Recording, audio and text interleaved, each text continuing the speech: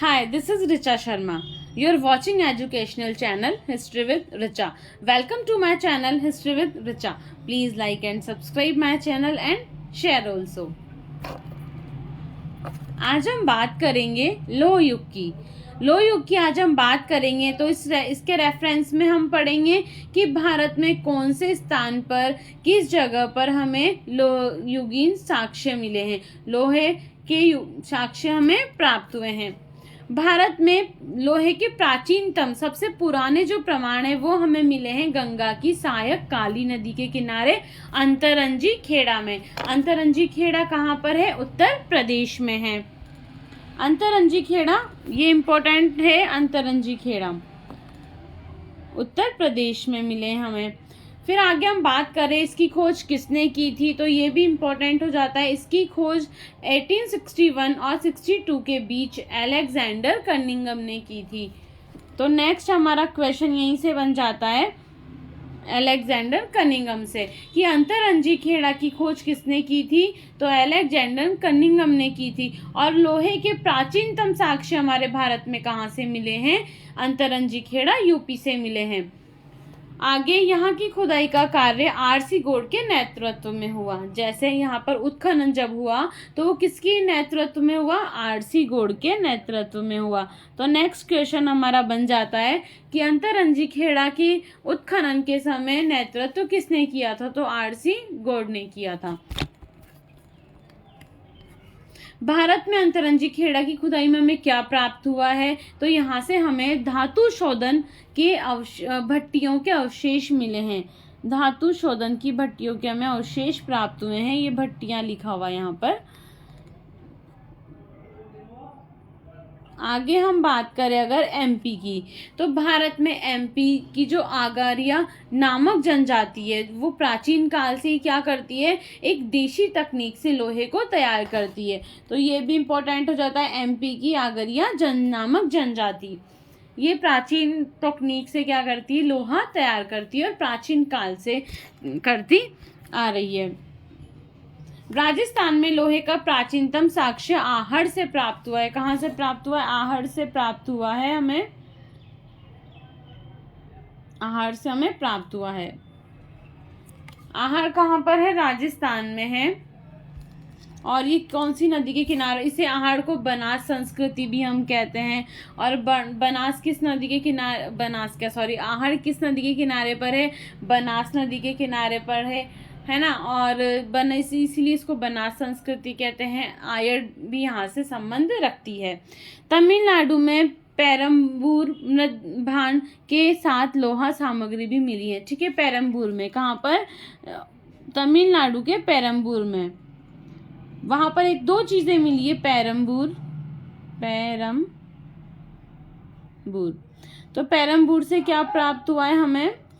एक तो मिले हैं मृदभांड, दूसरे मिले हैं लोहे की सामग्री।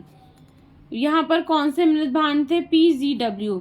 ठीक है, अभी हम आगे पढ़ेंगे कि लोह युगीन से लोहे तो मिले हैं उस काल से, लेकिन उस काल से कौन से तरह के हमें मिट्टी के बर्तन भी मिले हैं।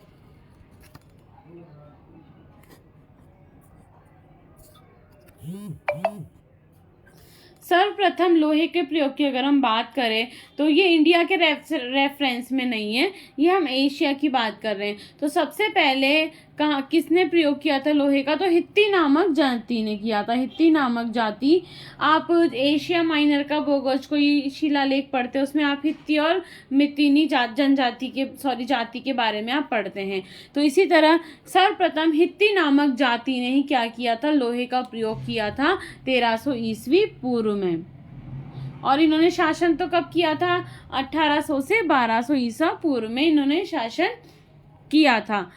तो सबसे पहले अगर क्वेश्चन आता है कि सबसे पहले प्रयोग किसने शुरू किया, तो एशिया माइनर में रहने वाली एक जनजाति थी हित्ती नामक जाति, उसने प्रयोग किया था लोहे का सर्वप्रथम प्रयोग। और वाजसेई संहिता में उल्लेखित है लोहा तथा श्याम। क्रमशः लोहे का मतलब है तांबा और श्याम का मतलब है लोहा। ठीक है, तो वाजसेई संहिता में किसका वर्णन मिला है? लोहे और श्याम का। तांबे तथा लोहे का वर्णन हमें मिला है। अथर्ववेद की अगर हम बात करें तो अथर्ववेद में भी शाम अयस से तात्पर्य लोहे धातु से है। हमें किसका, शाम अयस को हम क्या समझेंगे, लोहे धातु से है। तो वात्सनेय संहिता में भी मिलता है और अथर्ववेद में भी हमें मिलता है। साहित्य की अगर हम बात करें तो और इस काल में कौन से मृदभांड मिले हमें, इस काल में चित्रित दूसर मृदभांड मिले हैं, पेंटेड ग्रे वेयर मिले हैं। जैसे इस मतलब कैसे बने होते थे, वो मिट्टी के बने होते थे और उनपे धूसर रंग हुआ करता था, ग्रे कलर पेंटेड थे वो। लोहे प्रयुक्त संस्कृतियों के प्रमुख स्थल, कि ये वे संस्कृतियों के नाम है जहाँ पर लोहे का प्रयोग किया जाता था। जैसे कौन कौन सी संस्कृति थी जहाँ पर लोहे का प्रयोग किया जाता था, या फिर लोह युक्त संस्कृति के हमें साक्ष्य मिले हैं। तो चित्रित दूसर मृदभांड जो है वो संस्कृति सिंधु गंगा जल विभाजक तथा ऊपरी गंगा घाटी से हमें मिले हैं। जैसे अहीं छत्रपुर, आलमगीरपुर, अल्लाहपुर, अस्तिनापुर, अंतरंजी खेड़ा आदि। ये याद रखने के लिए हैं, ये थोड़े इम्पोर्टेंट हो जाते हैं इनके नाम। जैसे अहीं छत्रपुर, आलमगीरपुर, अल्लाहगीरपुर, अस्तिनापुर और अंतरंजी खेड़ा। आलमगीरपुर हम पढ़ते हैं जब हम हड़प्पा सभ्यता पढ़ते हैं, इंडस वैली सिविलाइजेशन हम पढ़ते हैं, उसमें भी हम आलमगीरपुर पढ़ते हैं। तो आलमगीरपुर कहाँ पर है, ये यूपी में है और हिंडन नदी के किनारे पर है। जब हम इसे पढ़ते हैं तो सिंधु घाटी सभ्यता का सबसे पूर्व का जो स्थल है वो माना जाता है आलमगीरपुर। आगे हम बात करें मध्य भारत की। मध्य भारत मीन्स एमपी से संबंधित, जैसे मालवा का जो क्षेत्र है वहाँ से लोह युगीन संस्कृतियाँ कौन कौन सी है, कहाँ पर वहाँ साक्ष्य मिले हैं। तो नागदा में मिले हैं, उज्जैन में मिले हैं, एरन में मिले हैं और एमपी में मिले हैं। हमने एरन थोड़े दिन पहले भी पढ़ा था, एरन अभिलेख, जैसे वराह अभिलेख पढ़ा था हमने, तो वो एरन से प्राप्त हुआ था हमें। और एरन मंदिरों के लिए भी फेमस है। मध्य निम्न गंगा घाटी, हम मध्य निम्न गंगा घाटी की बात करें तो पश्चिम बंगाल और बिहार का क्षेत्र। तो पश्चिम बंगाल का कौन सा क्षेत्र है, इसमें पांडु राजा और डीबी, ठीक है, पांडु राजा डीबी से मिले हैं साक्ष्य। बिहार के चिरांद और सोनपुर से मिले हैं। आगे दक्षिण भारत की अगर हम बात करें तो दक्षिण भारत में हल्लूर से और आदि चैनलूर से हमें साक्ष्य मिले हैं। और जगह से भी मिले हैं लेकिन ये प्रमुख है, एग्जाम में ये ज़्यादा पूछे जाते हैं दोनों। आगे और बताऊंगी मैं कि दक्षिण भारत से और कौन कहाँ से मिले हैं। जैसे ब्रह्मगिरी से भी मिले हैं, ब्रह्मगिरी से मिले हैं। फिर है माहू रजारी, जो कि एक महाराष्ट्र में है। कहाँ पर है माहू रजारी, ये महाराष्ट्र में है। यहाँ से भी हमें क्या मिले हैं, महापाषाण काल युगीन स्थल था, तो उस समय की हमें कुल्हाड़ी मिली है। महापाषाण संस्कृति हम पढ़ते, जब हम संगम साहित्य पढ़ते हैं उससे पहले हमें महापाषाण संस्कृति भी हमें पढ़नी होती है। हम महापाषाण संस्कृति भी पढ़ेंगे। हम इसमें क्या पढ़ते हैं, शवाधान पढ़ते हैं महापाषाण संस्कृति में। हाँ, तो यहाँ माहू रजारी जो महाराष्ट्र में, वहाँ से क्या मिले हैं, लोहे के साक्ष्य मिले हैं। और एक प्रमुख है कुल्हाड़ी मिली है, ठीक है, क्या मिली है, कुल्हाड़ी मिली है, जिसमें 6% कार्बन पाया गया है। इसे इस्पात का साक्ष्य माना गया है। तो ये इम्पोर्टेंट हो जाता है। आगे लोहा प्रयुक्त संस्कृति जैसा हमने पढ़ लिया है, ये वही स्लाइड आ गई। फिर है हल्लूर से तीर और भालों के लोहे के वो मिले, हमें साक्ष्य मिले हैं। किस किस के मिले हैं, तीर और भालों के, ये इंपॉर्टेंट है। हल्लूर से मिले, कहाँ से, दक्षिण भारत के हल्लूर से हमें मिले हैं, साक्ष्य मिले हैं, साक्ष्य हमें मिले हैं। और जखेड़ा से लोहे का बना हल्का फाल भी हमें मिला है। तो ये तीनों चीजें इंपॉर्टेंट हो जाती है। जैसे महाराष्ट्र या हमने पढ़ा था, महाराष्ट्र के माहू रजारी से हमें क्या मिलता है, माहू रजारी से हमें कुल्हाड़ी मिलती है, और तीर कमान हमें हल्लूर से मिलते हैं, और हल्का फाल हमें जखेड़ा से प्राप्त हुआ। ये एग्जाम में आए हुए क्वेश्चन है इन तीनों से, तो इसीलिए ये इम्पोर्टेंट हो जाते हैं हमारे लिए। आगे हम बात करें, संपूर्ण भारत में लोहे के साक्ष्य मिले हैं। तो अभी हमने पढ़े थे जैसे सिंधु गंगा घाटी, तो अंतरंजी खेड़ा इसी क्षेत्र में आएगा। और अल्लाहपुर, आलमगीरपुर इसी क्षेत्र में था। वो हमने इसको यहाँ पर शॉर्ट में लिखा है कि कहाँ से मिले हैं।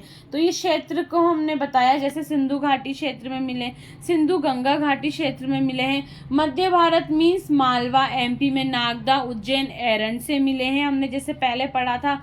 निम्न गंगा क्षेत्र में कहाँ से मिले हैं, डीबी से मिले हैं और चिरांद से मिले हैं। बिहार मीन्स बिहार और पश्चिम बंगाल के क्षेत्र इसमें आते हैं।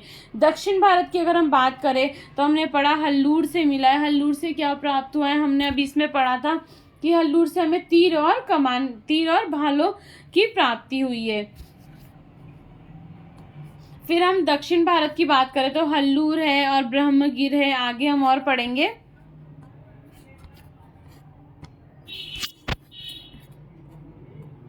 दक्षिण भारत के क्षेत्र आ गए, जैसे ब्रह्मगिरी है, पिक्किलहल है, सगना कल्लू है, मास्की है, हल्लूर है और पोयमपल्ली है। मास्की को हम अशोक में भी पढ़ते हैं, ठीक है। सम्राट अशोक के समय हम पढ़ते हैं उनके अभिलेखों के बारे में, मास्की और गुर्जर अभिलेख। तो मास्की और गुर्जर अभिलेख क्यों फेमस है, ये मुझे आप कमेंट करके बताएंगे। हाँ, तो हमने पढ़ा कि कहाँ कहाँ से लोह युगीन संस्कृति के हमें साक्ष्य प्राप्त हुए हैं, कौन कौन से स्थान से प्राप्त हुए हैं। जैसे हम एक बार इसको फिर से रिवाइज कर लेते हैं। हम बात करें अगर सबसे प्राचीनतम साक्ष्य, तो भारत में सबसे प्राचीनतम साक्ष्य मिले हैं उत्तर प्रदेश के अंतरंजी खेड़ा से। फर्स्ट क्वेश्चन बन जाता है, प्राचीनतम साक्ष्य कहाँ से मिले हैं, अंतरंजी खेड़ा से मिले हैं।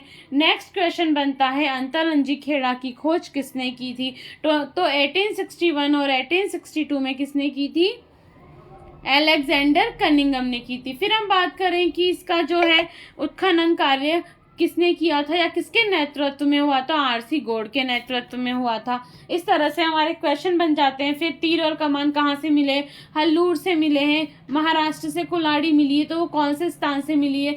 जखेड़ा से हमें क्या प्राप्त हुआ है, तो हल्का फाल प्राप्त हुआ है। इस तरह से क्वेश्चन बनते हैं और इसी में से लोह युगीन संस्कृति में से क्वेश्चन आ जाता है। ये सफिशिएंट है, इससे बाहर क्वेश्चन नहीं आएगा।